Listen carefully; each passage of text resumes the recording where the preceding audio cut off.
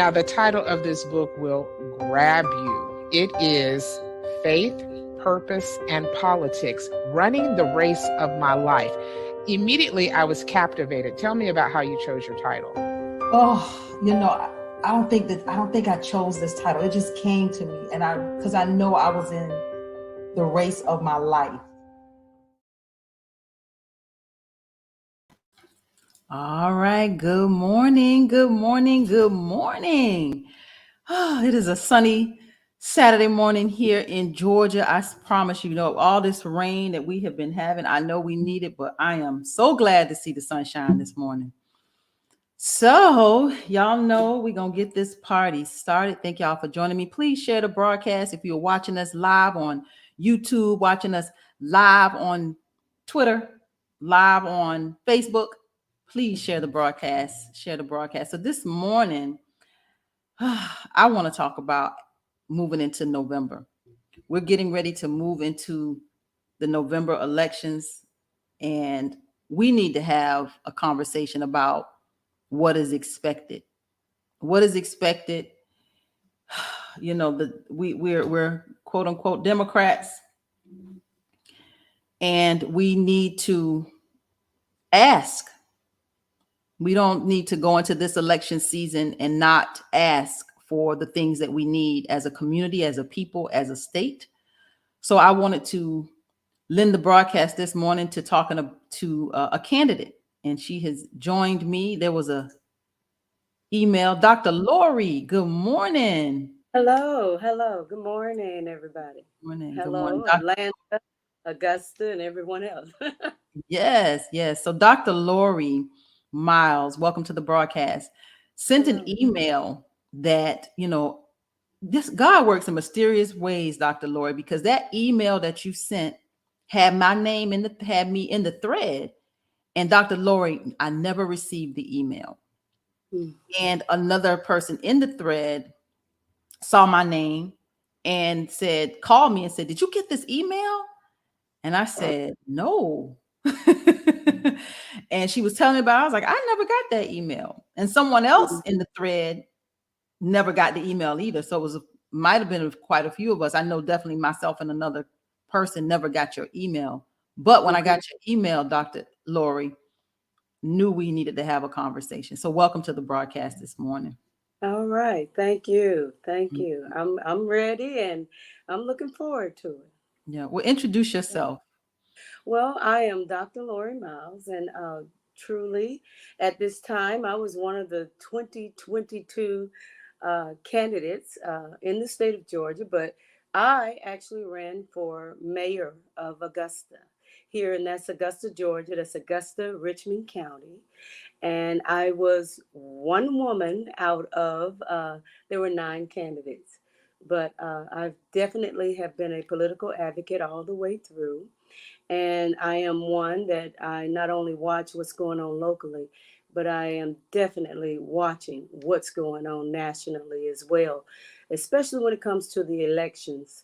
That's who I am. I'm actually a 35-year educator from the department right now in my second round of education. I decided that number one, and I'm going to make this really short, that after my 30 years educating in the inner city and at-risk kids, I decided I'm hearing a lot of news about we're losing all of our young men and why we are losing them. But being a researcher as I am, I decided, number one, I'm going to go in and find out. So I decided to work my last few years at the Department of Juvenile Justice for young men. That's what I'm doing now. Okay, that's it. Well, welcome to the broadcast, Dr. Lori. And you ran for the mayor of Augusta, but this was not your first run for office, correct? Oh, of course not. Tamara, it's really it's funny in the sense that in 2018, I would like to say in 2016, actually, in 2016, we faced an issue here in the city of Augusta where we had over 90 families that were about to be put out.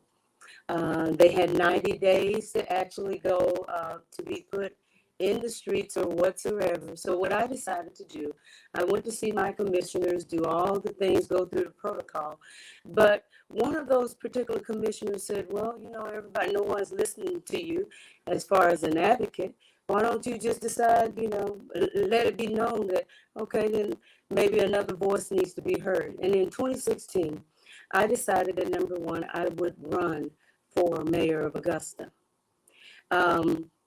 It's not something that was far-fetched for me, but definitely at that time, it was to make sure that we made a point that number one, the voices of the women who were not only single women, but their families needed to be heard. And upon running for mayor, 2 years later, I decided that number one, okay, I don't mind playing the 360-degree leader, and I decided that still my voice needed to be heard, and that I ran for commissioner. But when I ran for commissioner in 2018, upon gathering a significant amount of votes, being a researcher, I'm a graduate from Georgia Southern University, and being that I was in administration, supervision, and leadership, I decided that's what we do. We look at numbers. And when I started looking at the numbers and the data analysis, I said, oh, something's wrong. So immediately I contacted the Board of Elections to say, hey, these percentages, things of that sort are off. But in 2018, there were only two candidates. In 2018, 2020, I decided to run again for commissioner. And then, of course, after garnering, I said, it's not about shame or defaming me, or should I say, but it's about the people and the votes. So I became a third time I was actually running for an office.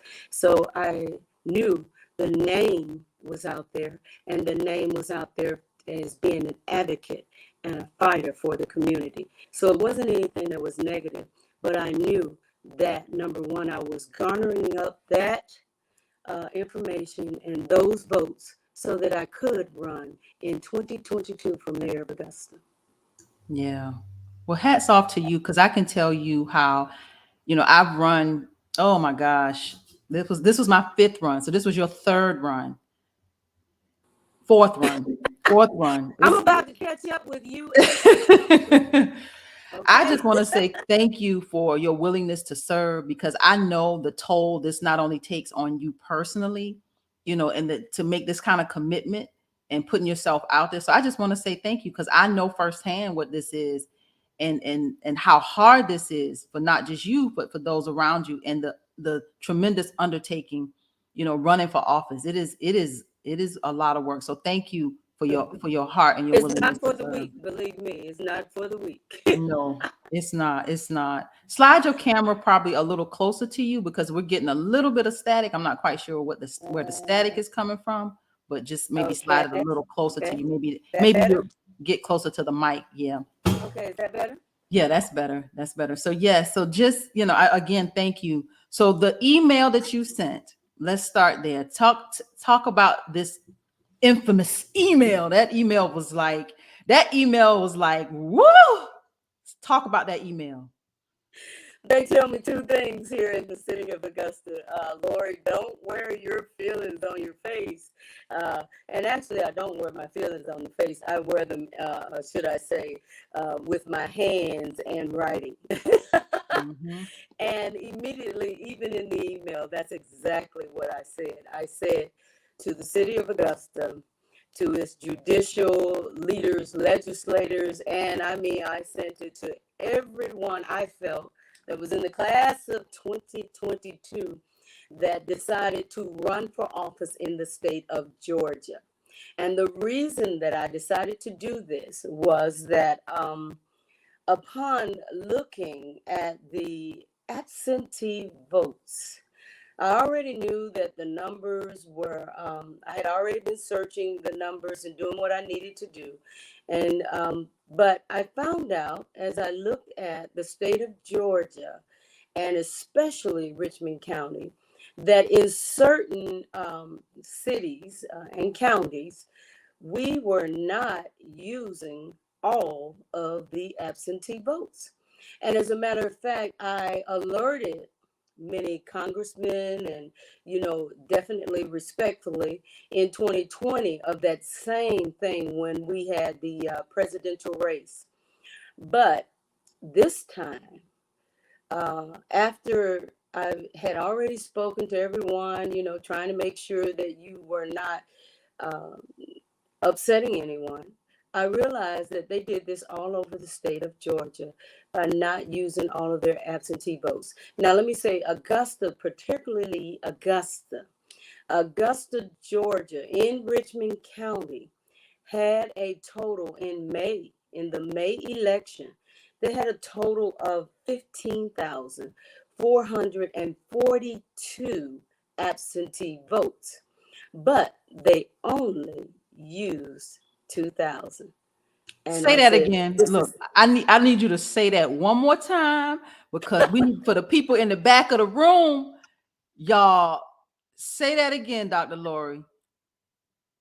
they only, Augusta, Georgia, which could truly be the upset, or should I say, the winner for anyone in the state of Georgia. When it came to absentee votes, there were 15,442, but they only used 2,000. So I immediately asked, I said, oh my goodness, I'm going to send this to everyone, because you not only flipped the race for mayor of Augusta and made it look like not only did Dr. Lori Miles lose, but you weren't fighting me. You're fighting the nation. You're fighting the state of Georgia. That means you're affecting every person in the state of Georgia that was either voting for Secretary of State, voting for governor, voting for Congress, Senate, and also our different representatives. Augusta, not only have you lied, but you have offended more than me, or more than I. Thank you. Mm-hmm. And this is the part about these elections, and we across the state, and honestly, and it's on both sides of the ballot. And having about, I think it's like a month ago, I had Saria Ivy, and Oh, yeah. she's a Republican, and the anomalies are not just on the Democratic side. It's across the board. It is across the board with this 2022 midterm election. And that's when I realized that this was not an election, but it was a selection. It was a selection by someone sitting down, or someone's, let me make it plural, across the state of Georgia, who felt like certain people would be their power brokers. And so it would not have mattered whether or not we were spending our money, whether we were out there waving signs, whether or not we were doing fundraisers, they had already selected who would actually be in those particular offices. And when I tell you that not only did just the 2022 candidates receive that, I'm telling you that the Secretary of State received it.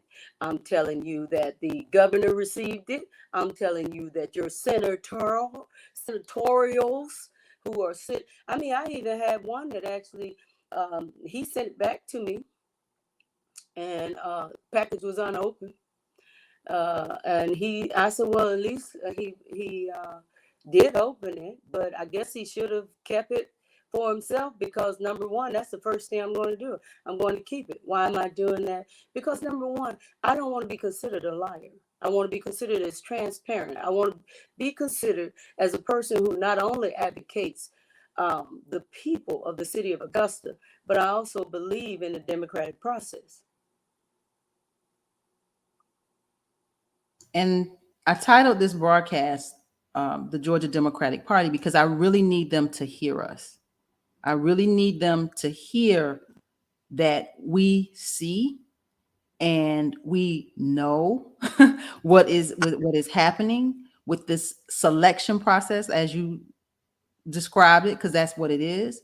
These are not elections that are happening here in Georgia. These are selections, and it is a top down, and and the ballots across the state, the numbers this time have proven something that honestly we Democrats, we didn't know. I didn't know, and I came out of the gate in 2014. 2016 and 2018, those first 3 races, I ran for the Georgia State Senate. And I say what I learned in that was I learned about the dynamics of the party politics. The 2020 election to the US Senate and now this 2022 election, these past 2, I've now learned about the process. And I didn't know. I'm just being honest. In my first 3 races, I didn't know what was going on.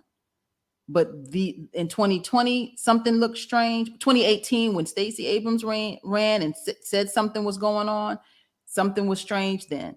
Yeah. 2020, something was strange then. 2022, the proof is in the pudding. We see it. Proof is in the pudding.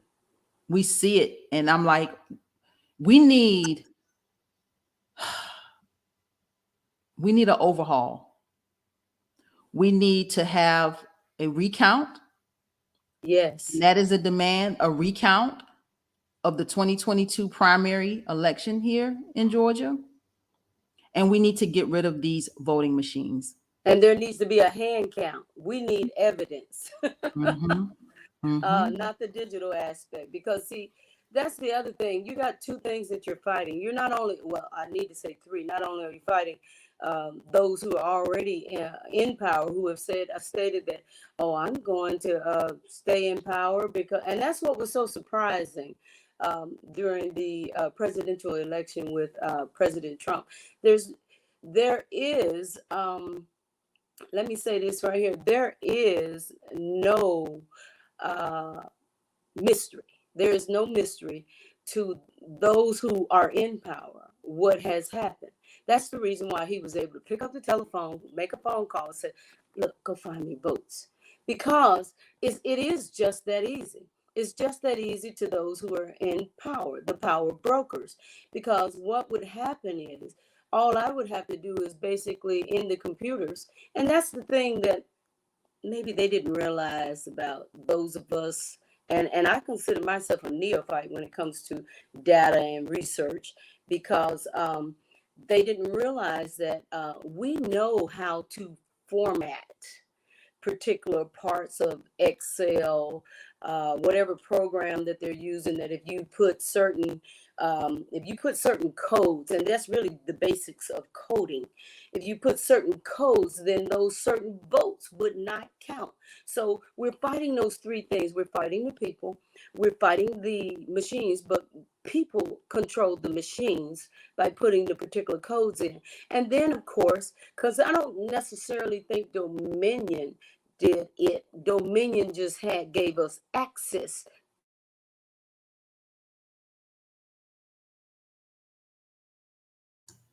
Now, are y'all surprised that her camera starts to shut down in the middle of talking about this?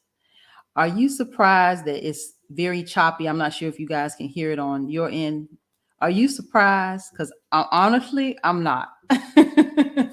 I'm not. This is what happens when we are using these platforms that belong to basically to the powers that be. These are their platforms. So the fact that she has now completely shut down, her mic has been choppy. I could hear it. There's a comment. Let me see what that comment was here. He said, we need new blood. We need new folks who understand the urgency of the people. We absolutely do. That was you. Thank you, Cheryl, for that comment. She says, thank God for researchers like Dr. Lori Miles. Not surprised about her camera shutting down. Nope. I'm not surprised either. So I had a backup plan just in case. So let's talk about, I wanted to share, and we'll come back as soon as she's able to come back. She's still not, it looks like it completely shut down on us. But I'm gonna take it forward and talk about the demands for the Democratic Party, specifically here in Georgia, but Democratic Party across the nation. You will not continue to get our support. You will not continue to get our anything out of us, this new generation of us, without bringing to the table what we need. And she's back, I believe. Let me see, y'all. Dr. Lori. I am so sorry. I have No. no idea. I do. Look, I was just talking about in a comment that we're not surprised that your camera shut down when you started talking about Dominion, when we started talking about these elections. We're not. Wow. We're on the platforms of the powers that be. So these are, these places are monitored. That's why on my my website I have started placing these videos. So it's on my Tamara Shealey website, so you can always watch it there if it shuts down any place else. So Okay. yeah. Wow. But and then the second the third part of it is we have to realize that the state of Georgia, whether it's the president or the governor, it has changed. The demographics have changed, and you cannot continue to have a hidden agenda that hides the people. And people are voting. Take, for example, in the city of Augusta, and I have to say Augusta, but of course I've looked at some of the others, because once they said that the total amount of voters is 127,000. But when I secured the voters list, there's actually 157,000 voters. But Say that again. Like, I need you to say this. Say that slow for the people in the back. Say that again. Uh-oh, she froze again. And you see, we start twittering. But when I secured, one of the things about the Secretary of State is, now I do have to say that once the paperwork goes in, because the post office has no gain or loss in any of this. They're doing the age-old job that they are supposed to do. And the registered voters in just Richmond County alone was 157,000 voters when I secured the voters list. So, of course, being a candidate, you can actually do that.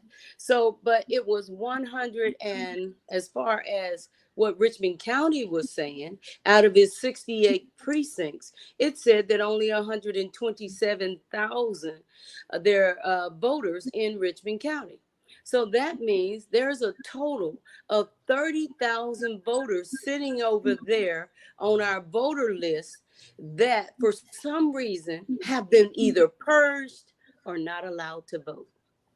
Now, I looked at that. I definitely looked at that as far as why. And of course, once I actually ran the analysis, it wasn't because they were not allowed to vote. It's because they're just not being listed. There were actually only, I think it was like 2,900 that had not voted in a while. So apparently, that was the purpose or reasoning for them not being or being purged from the list. But there's not a reason for Augusta to take out over 30,000 voters off of its voters list. And most of us don't know that. Now, why am I saying that? Or 157, but why am I saying that? Because you told me, and I got to say it, data-wise, United States Census, 2020 census, you told me, and also because of redistricting purposes across the state of Georgia, led by senators that looked like they were bipartisan. That's the reason why I say it's not just a Democratic problem. It's a Republican problem. Both have come together, colluded together, and decided on this process that we're actually having to fight with as far as elections. And I say that because when it came to redistricting, we were told that number one, Augusta has 206,000 people within its city. Excuse me, If Augusta has 206,000 people as far as its population, and your voter rolls are 157,000, that means you have only 43,000. They better be kids, because you forgot to count the elderly. And if you got a 38,000 walking in your schools, somebody please tell me what's wrong with those numbers. And that is all across the state of Georgia. Actually, Augusta, not just Augusta though, I'm seeing, somebody owes us representatives, somebody owes us extra senators, and somebody needs to redraw some lines so that the actual voting representation of the not only just Augusta, but the state of Georgia be corrected.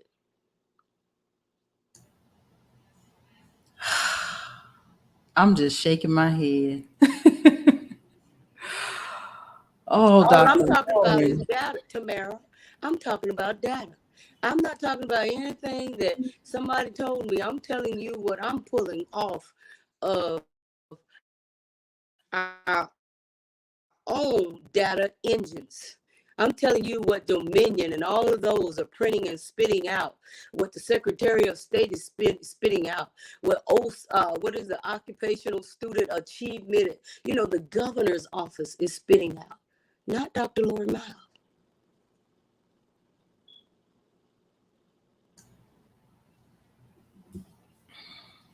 Someone told me before one builds a house, those of us who want to be elected or want to represent, then we need to know what the cost is going to be. So therefore, you do need to go in. You need to know the background. You need to know who you are representing in order to do it well. But when someone continually attacks you from other sides and keeps the people from being counted or votes counted, then now you're dealing with some things that started way back in our history and the legacy. And when you start doing things of that sort, then you're going to reignite some others to start coming together and stop fighting each other. Because how else would I have met Tamara? Well, that email came and I was like, who is this lady and what in the world is going on in Richmond County? What is going on in that Augusta area? And reached out to you, and we're in this fight. Because you were running for Senate, correct? Mm-hmm. I ran for the U.S. Senate right here in the great state of Georgia on the ballot. And the anomalies in my race are ridiculous. Specifically over in Fulton County, just to give you an example, where 112,000 votes were counted, mm-hmm. but there was only 70,000 that was actually cast.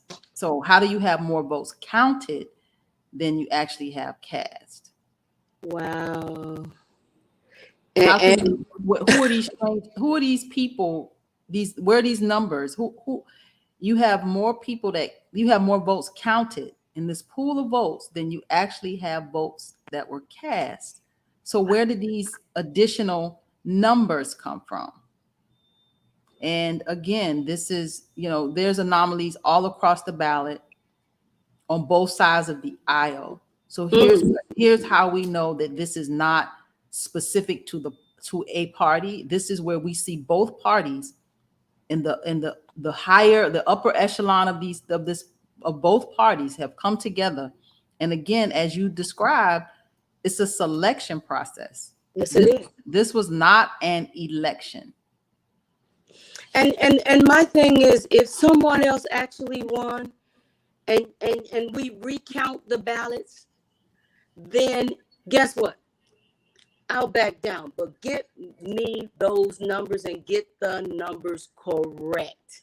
If you said we only had 39,000, we had 39,000 to vote, as they said on our paper, 43,000. Well, then tell me why in the judicial races you only used 20,000 votes.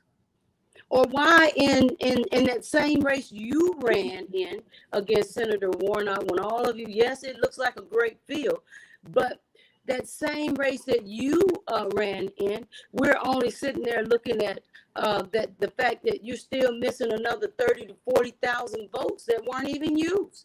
And please forgive me about those other 13,000 absentee votes that weren't used at all. So imagine those that have your name on them. Something is wrong with this program. Mm-hmm. And it's not the program, it's the people. Mm-hmm. And we're not going to be quiet and silent. So when you sent that email, ooh, you set off, you set us all off because you had some real true data in that email. It's data, and it's data across the state of Georgia. The thing about it is, I am not just about the Richmond County, because I started noticing different patterns across the state of Georgia. Take for example, yes, you better be alert when your cities and your counties have turned red or turned blue, or we're like, okay, we're celebrating that, but that's a surface thing. Now, if that's the truth and we turned a particular color, then tell me how, if you have a city that's 65-70%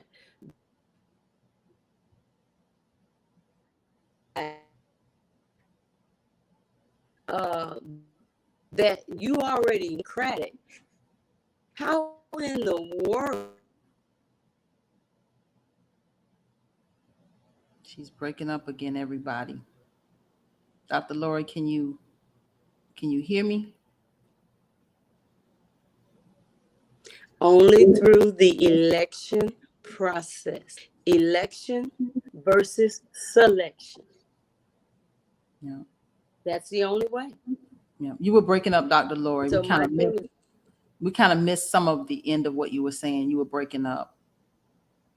We're just saying that when a county or a state turns a particular color, mm-hmm. they already know, even nationally, that means that there's going to be an overturning of Senate seats. There's going to be overturning of possibly, our power brokers, our governors, and we all know that the nation is watching Georgia for November. They are watching the state of Georgia. And while they are watching the state of Georgia, some of us, hopefully, will be awake and we will start watching, watch this, the data, the votes that come into the state of Georgia. We want to make sure everyone is counted. Mm-hmm. Accurately. Accurately. Mm-hmm. Mm-hmm. Yes. And even when I looked at this data, and I showed them, even in my election complaint, I need you to know, Tamara, that I, according to the new election bill, House Bill 202, what is happening is a candidate has 48 hours to submit his or her complaint to the superior court within that city. So if you don't do it within 48 hours, then you can't come back and complain. Well, of course, that's the way they said it. But Dr. Lori Miles submitted hers within 48 hours, paid the money, even had to write it. They told me that I had to write it. I couldn't even find a lawyer, but they told me that I had to write it in the Latin language normally associated with a lawyer or an esquire. Okay, that's fine. I'm an educator. Yes, I can adjust. I can do that. So of course I did that. But remember, I'm not a lawyer. All I'm trying to do is say, as a civilian, as a voter, you have given, or you have disenfranchised not only a candidate, but a voter. And guess what? The rest of the voters of the city of Augusta and the state of Georgia, by making sure that, number one, We can't be heard in the court system when it comes to how you have done the votes and how you have erased, you have purged, you have caged, you have suppressed, you have done all that you could have done in order to select a particular candidate that you want to stand. Mm-hmm. Mm-hmm. And we just will not, we're not going to be quiet. Like and now is the time. I know everybody, is summertime, it's the end of the summer. It's like, kids are about to go back to school, but this is so important. This is so important that we cannot not. Fair Fight is going to have to wake up. Stacey's going to have to wake up. Those things have been sent. Nobody will be able to fight on their own anymore. We're all going to have to wake up and fight together. It's not going to, or else we're going to see some surprises, and not just the governor's race, but in other races where we thought things were just in their favor. Believe me, it is. What they're now, have you, Tamara, and could you fill in the word for me, where if you vote in one person, then you actually have a whole team coming in and you don't realize. What is that, a blanket? Is that a blanket vote? Mm-hmm. Mm-hmm. Okay, but right, and that's really what's happening in the state of Georgia. There's a blanket vote. My thing is, I don't have a problem with the votes if the votes are being done right. It didn't come in as a blanket. We did not say we're voting in teams. We're voting in individuals that do what have the best interest for the people. The vote is the only thing that we have in the United States that gives us that power for 1 minute. Dr. MLK himself in one speech said, you don't have to worry about the judges or our leaders, but if you give us our ballot, we'll vote in the people that we need in. Just give it to us. Yeah, I don't, I understand that, as candidates, sometimes candidates tend to want to support each other. But when you are in a position and you get to say, I want this person to be in this seat, I want that person to be in that seat, I think that's a lot. That's overreach. Like you really are operating outside of what you should be doing as a candidate yourself. So we got some issues we need to talk. Our Georgia Democratic Party, again, I titled this the Georgia Democratic Party because I really need them to see and hear. We're not going to go away. We're not going to be quiet. We know the candidates, the Democratic candidates, that something strange happened in our election here in 2022. Yes. And we're not going to not fight this. And we have aligned ourselves with Republican candidates who saw the same thing. So again, this is the establishment. This is on a whole nother level, beyond what. And please tell them that email went to Republicans as well. I did not try to. No, your email was like, again.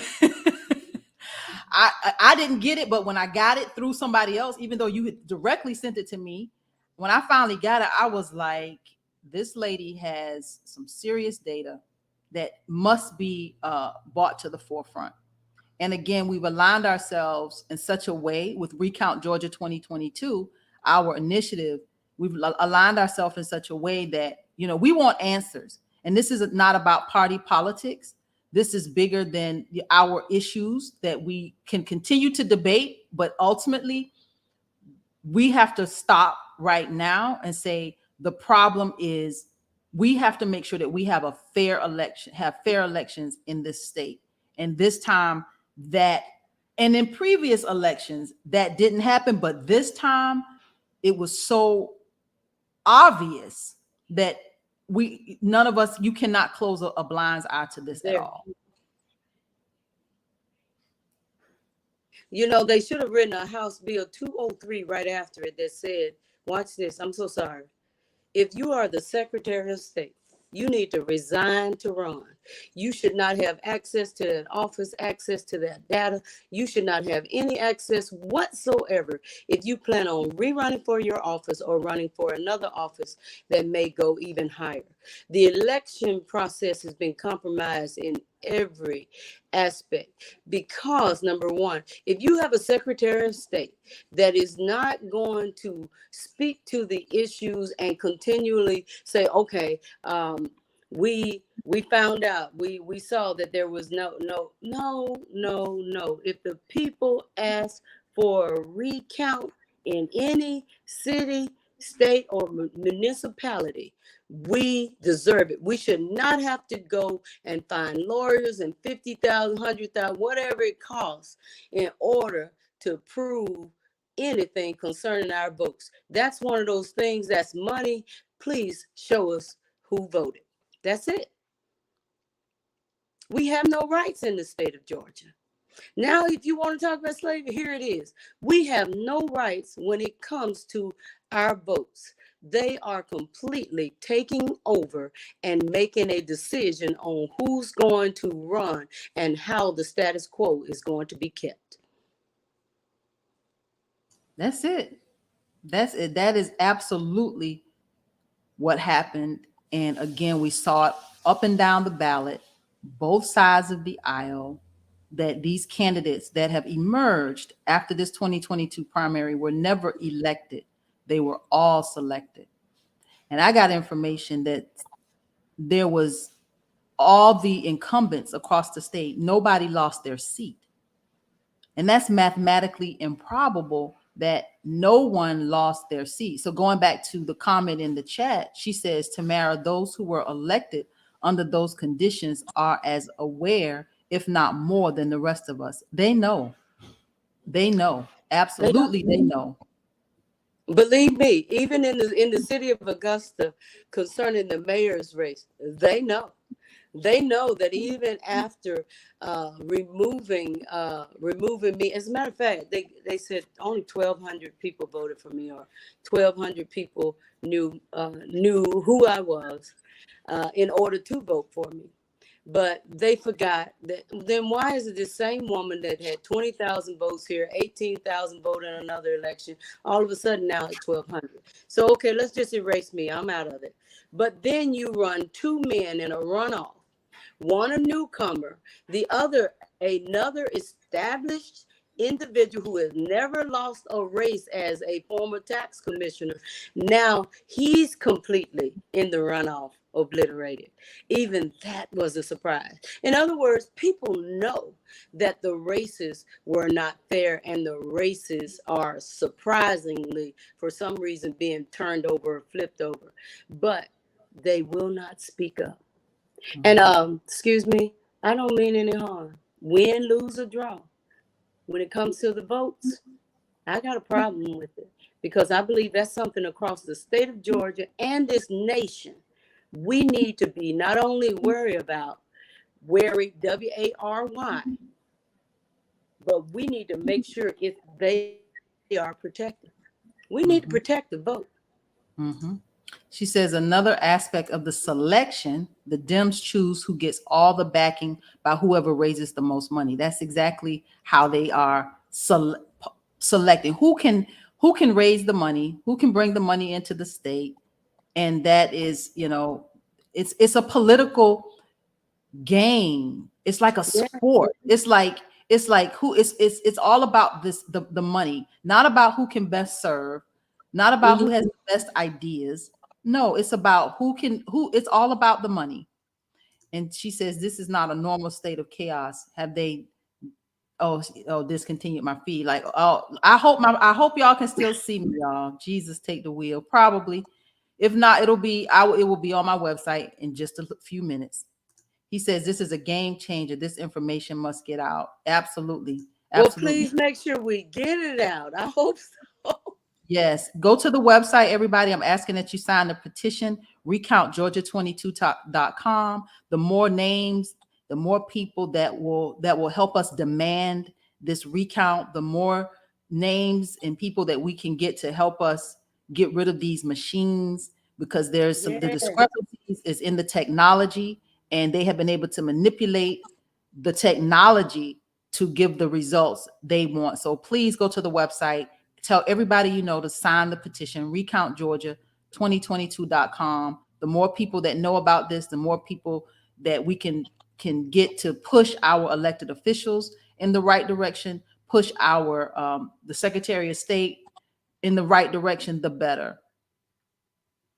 And in 2018, when I actually, because I took some of it, and you, of course, you hand add, you do things. I actually contacted the Secretary of State in 2018, and they said, "Well, most people don't sit back and hand count votes.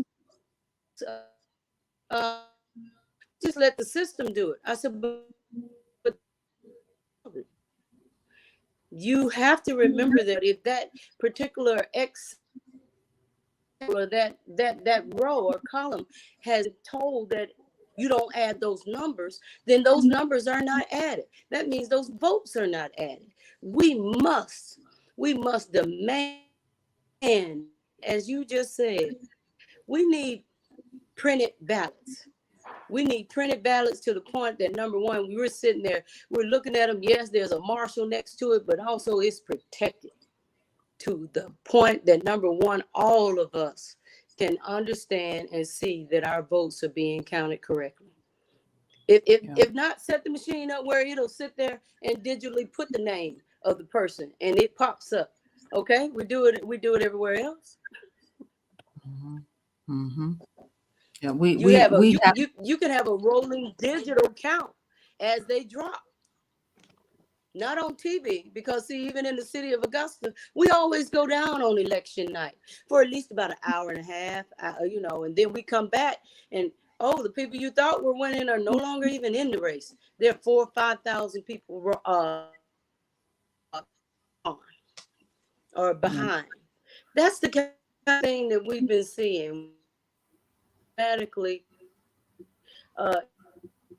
The counters, even that are scrolling across the screen, and then all of a sudden, oh, what happened? Yeah, that's because you have a person behind the scene, a webmaster, that is actually inputting that data. You're not supposed to be putting in that data.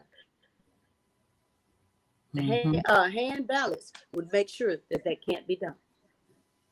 See, I want to put his comment on the screen, Mr. Julius Hall. He says it comes down to funding of campaigns. Anybody can be beaten. You need two of the three top things: a great candidate, a great team, enough money to compete. And that is so on the surface, Mr. Hall. That is on the surface. That is not, that's what they want you to see. That's what they want you to believe. That is not what is happening. That's the idea. That's the idea. That's what they want you to believe. But that is not what's happening. That you need a great candidate, you need a team, and you need money to compete. No, Mr. Hall, that's not that in the right way to do it. Yes, but that's not what's being done. What we have is a system that is corrupt, and what we have is a system that is being manipulated. And this is a selection and not an election. Okay, that's correct. The man that you're speaking of, when he has to realize that raising money, yes, thank you very much for the constituents, but your constituents do not represent individual voters. You cannot say that my money represents all of the voters, because if your money, the raising of money, represents the voters, then we're in trouble once again. Because wherever the money is, that's who's going to control your laws.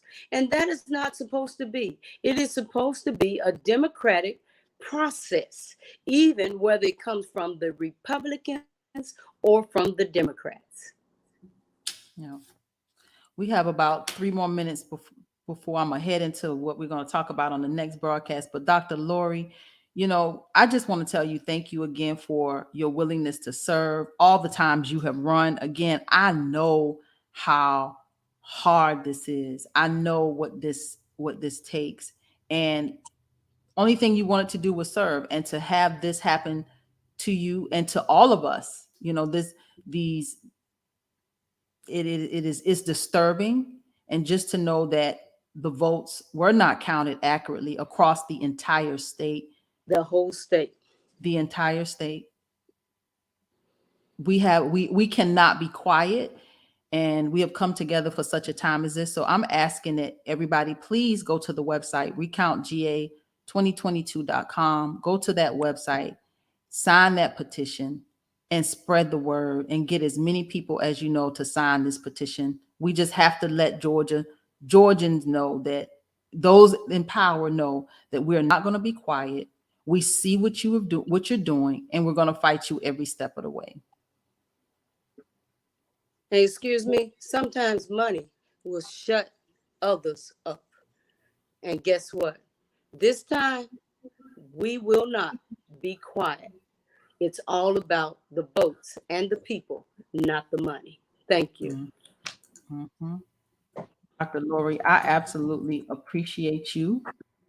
I look forward to meeting you in person. You and I haven't met in person. I look forward to meeting you in person, but we're going to continue this fight. You know, technology is our friend, because we have these components that we can come here and be heard. We can get this petition out, and we can do the things we need to do in our respective communities to really garner the support we need to fight this wherever we need to fight this. And we'll take this to the streets, we'll take this to the courtrooms, but we're going to fight this every step of the way. And this election, this May 24th election, none of us are saying as candidates that we won. None of us are saying that. But what we are saying is that the margins, the anomalies that we see with these numbers,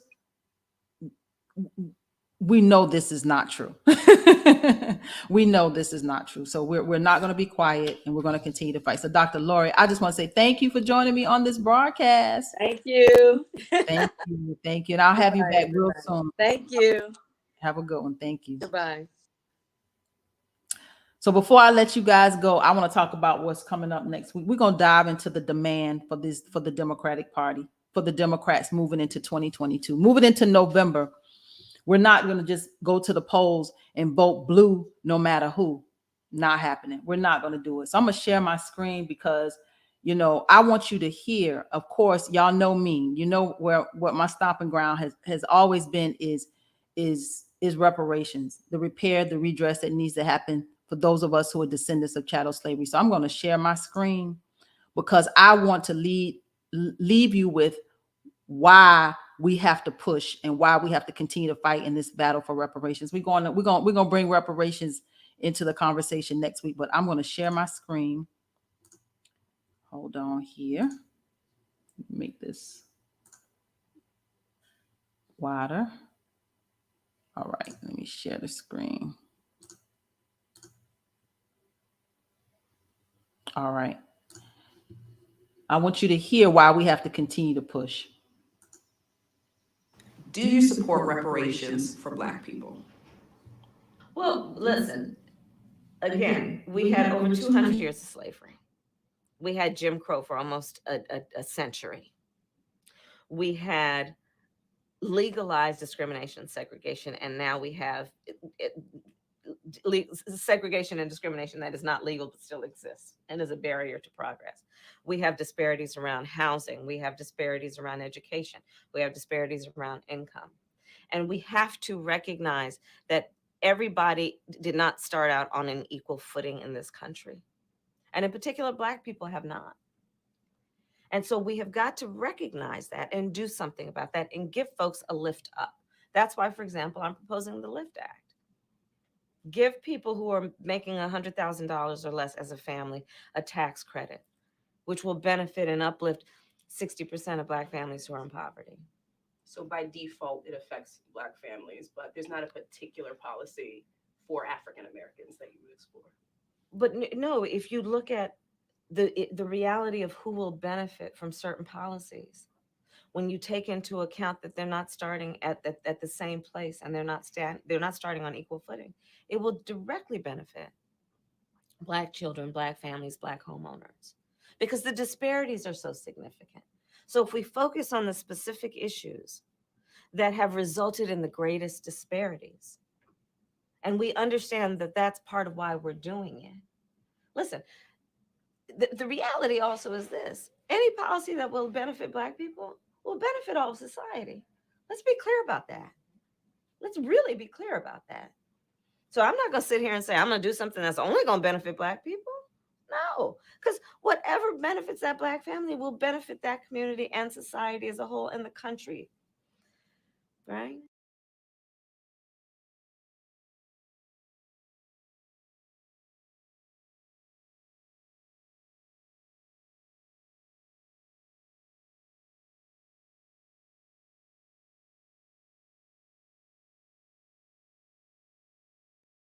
All right, let me show you one more. Actually, two more before we head out, because this is why I stay in the fight. So let me enlarge my screen again. Issues that could kind of fix all the issues. Hold on a second.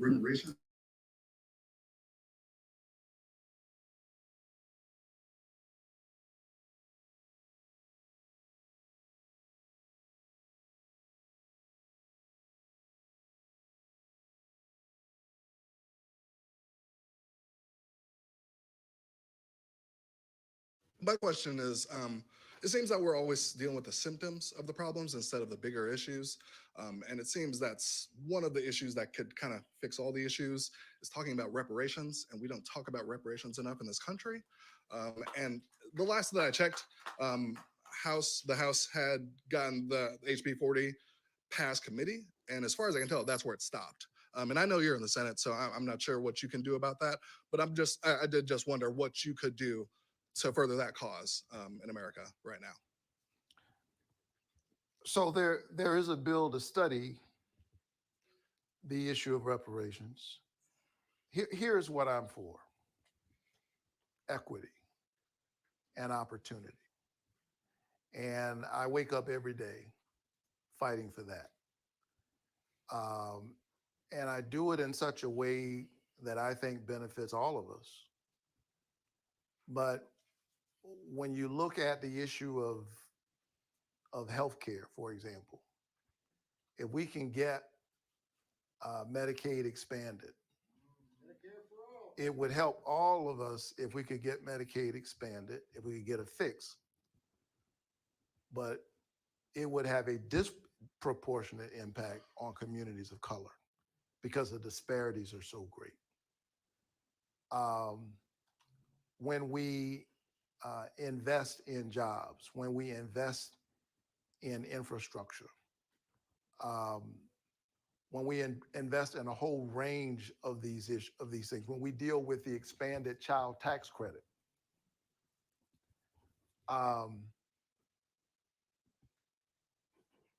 which helps 97% of families with children.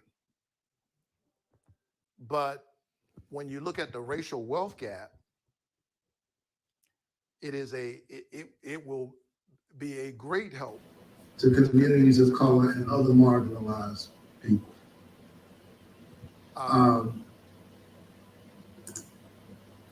So one more, and again, we're going to lead into come back with this reparations conversation on next week. So let me play one more video for you. Let me share my screen again. Share my screen. Y'all, I haven't had breakfast, so I'm moving a little slow here. Make this larger. All right.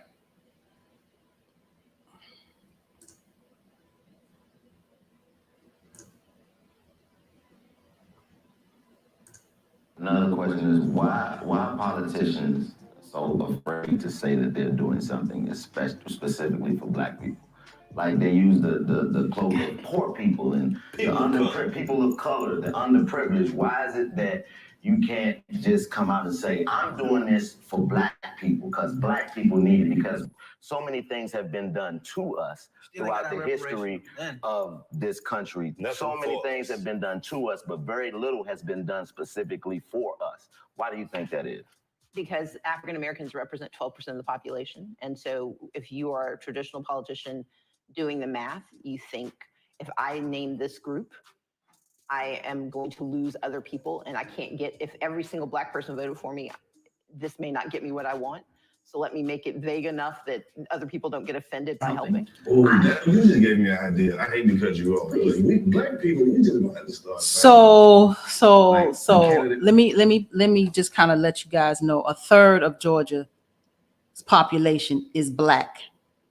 So we have the numbers here to get anybody elected. And if we look at Democrats and Republicans, we have the numbers here in Georgia to get anybody elected. So you don't have to hide from our issues. But we're going to dive into this next week, y'all. I'm not going to go too far, but I just want to thank y'all for joining me on this broadcast. Again, Georgia Democratic Party, we are not going to be quiet about this election that happened here in Georgia. We're not. I'll see you guys on next week. Have a good week, everybody, and I absolutely appreciate you. See you soon. Now, the title of this book will grab you. It is Faith, Purpose, and Politics, Running the Race of My Life. Immediately, I was captivated. Tell me about how you chose your title. Oh, I don't think I chose this title. It just came to me, and because I know I was in the race of my life.